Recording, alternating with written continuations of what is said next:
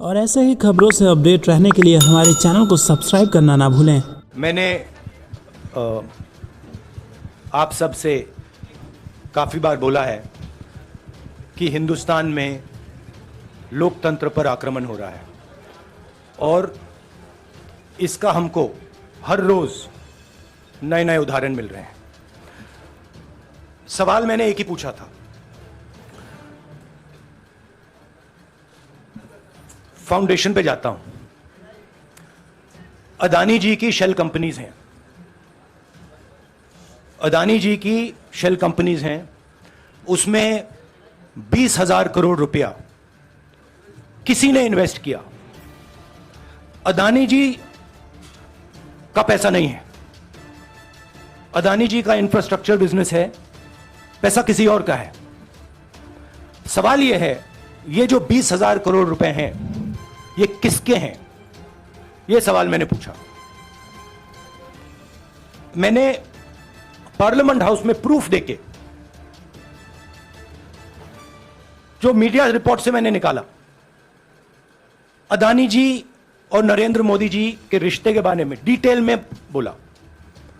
रिश्ता नया नहीं है, रिश्ता पुराना है। जब नरेंद्र मोदी जी गुजरात के सीएम बने थे तब से रिश्ता है और उसके बहुत सारे पब्लिक प्रूफ्स हैं। हवाई जहाज में मैंने फोटो दिखाई, नरेंद्र मोदी जी बड़े कंफर्ट में बैठे हुए थे अपने दोस्त, अपने मित्र के साथ। पार्लियामेंट में मैंने दिखाई। यह सवाल मैंने पूछा। फिर मेरी स्पीच को एक्सपंज किया गया। मैंने स्पीकर को डिटेल चिट्ठी लिखी, पॉइंट बाय पॉइंट, कि मैंने कहा कि एयरपोर्ट्स अदानी जी को रूल बदल के दिए गए हैं। ये लीजिए रूल की कॉपी जिसको बदला गया है। चिट्ठी लिखी, कोई फर्क नहीं पड़ा। फिर मेरे बारे में मंत्रियों ने पार्लियामेंट में झूठ बोला, बोला कि मैंने विदेशी ताकतों से मदद मांगी। मैंने ऐसी कोई बात नहीं की है। मैंने कहा स्पीकर से, मैंने जाके कहा, स्पीकर सर, पार्लियामेंट का नियम है कि अगर किसी मेंबर पर कोई एक्यूजेशन लगाता है तो उस मेंबर को जवाब देने का हक होता है। मैंने एक चिट्ठी लिखी, उस चिट्ठी का जवाब नहीं आया। दूसरी चिट्ठी लिखी, उस चिट्ठी का जवाब नहीं आया। फिर मैं स्पीकर के चैम्बर में गया। मैंने स्पीकर सर से कहा, स्पीकर सर, यह कानून है, यह रूल है, इन्होंने झूठा आरोप लगाया है, मुझे आप बोलने क्यों नहीं दे रहे हैं? स्पीकर सर मुस्कुराते हैं, कहते मैं नहीं कर सकता। और फिर उसके बाद आपने सबने देखा क्या हुआ।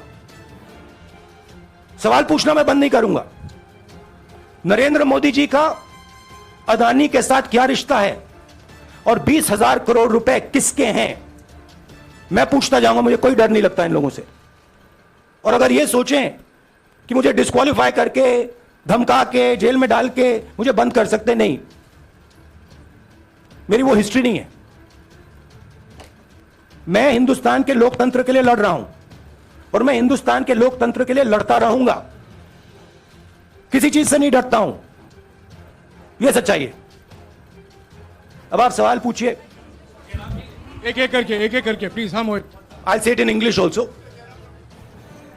Sorry, I'll say it in English also. The question begins few weeks back in Parliament, where I asked the Prime Minister a very specific set of questions. Question number 1, 20,000 crore rupees or $3 billion are in shell companies owned by Mr. Adani. Mr. Adani could not have generated this money. He's an infrastructure business. Where did this money come from? Whose money is it? That was the first question. Whose shell companies are there? These companies are working in the defense field. Why does nobody know whose money this is? There is a Chinese national involved in this. Why is nobody asking the question, who is this Chinese national? That was the first question. Second question was set of questions with proof. Were what is the Prime Minister's relationship with Mr. Adani? I showed a picture of the Prime Minister and Mr. Adani's plane relaxing. I gave documentation about the defense industry, about the airports, about statements made in Sri Lanka, about statements made in Bangladesh, pictures of Mr. Narendra Modi sitting with the State Bank chairman in Australia. And I put this proof on the table.